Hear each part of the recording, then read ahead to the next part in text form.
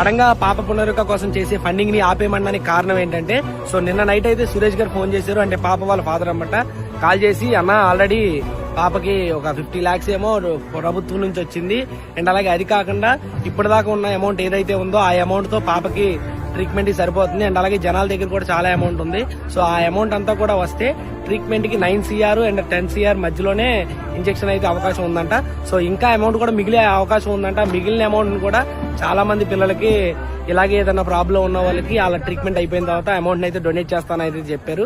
And చాలా మంది కంటిన్యూగా కాల్ చేస్తున్నారు. కాల్ చేసి అడుగుతున్నారు అన్నమాట, అన్న అమౌంట్ మా దగ్గర ఎంత ఉంది, 1 లక్ష ఉంది, 2 లక్షలు ఉన్నాయి, 3 లక్షలు ఉన్నాయి, మీకు ఇస్తాం అని చెప్పి.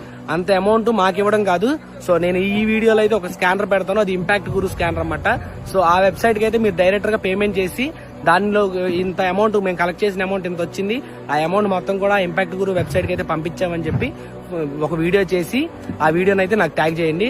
సో మీ ఇక్కడతో మన బాధ్యత అయితే తీరినట్టే. సో అండ్ అలాగే చాలా మంది లోకల్లో తెలియని వాళ్ళు, ఇన్ఫ్లుయెన్సర్స్ కానోళ్ళు కూడా చాలా మంది కలెక్ట్ చేశారు.